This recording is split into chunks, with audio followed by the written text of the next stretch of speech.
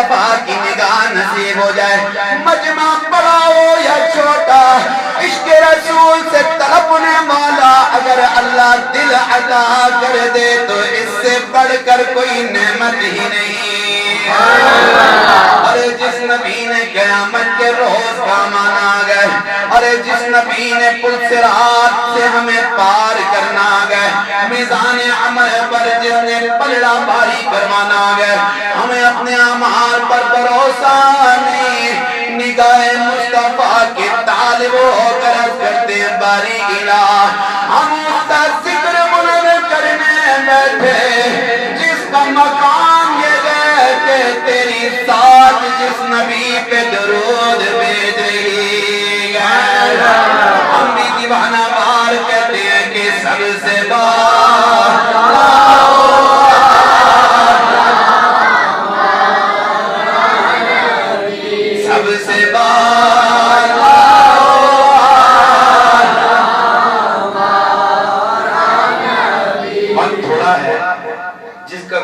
ہوتا اس کا لجپال مدینے کا تاجدار ہوا کرتا ہے.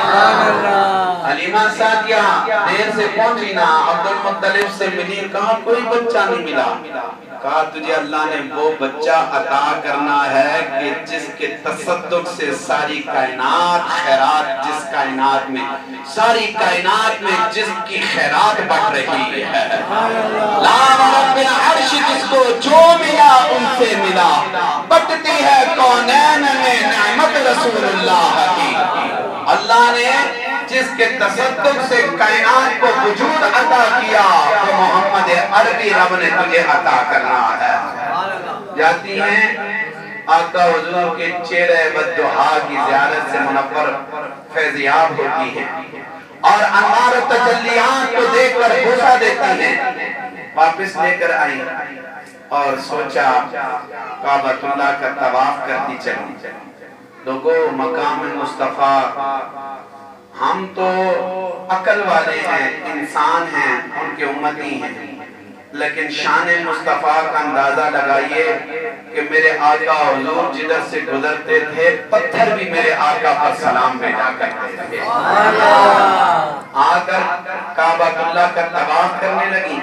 کہتی ہیں ایک چکر لگایا اور آ کر وہ چھوٹا سا پتھر ہے, آقا نے فرمایا جس کی آنکھیں ہیں, جو اپنے بوسہ دینے والے کی شفاعت کرے گا, میں فوراً اس حجر اسود کو چومنے کے لیے آگے بڑھی.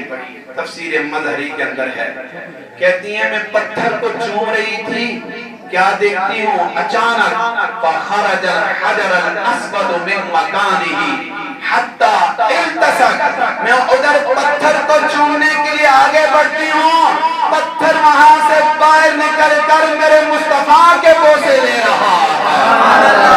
فرماتی ہیں میں اونٹنی کے پاس آئی, اس نے لمبی گردن بچھا کر سلام عقیدت پیش کی, جو لاغر تھی, کمزور تھی, اس کے رفتار کا عالم یہ ہوا.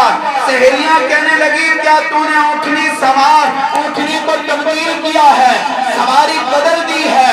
کہاں سواری وہی ہے لیکن آج سوار محمد عربی کی ذات آ گئی ہے. فرماتی ہیں میں بیابان جنگلوں کے اندر اپنے محبوب کو لے جاتی, خشک گھاٹی ہوتی, وہ خشک گھاٹی میرے مصطفیٰ کے قدموں کے بوسے لیتی, وہ سرسبز و شاداب ہو جایا کرتی.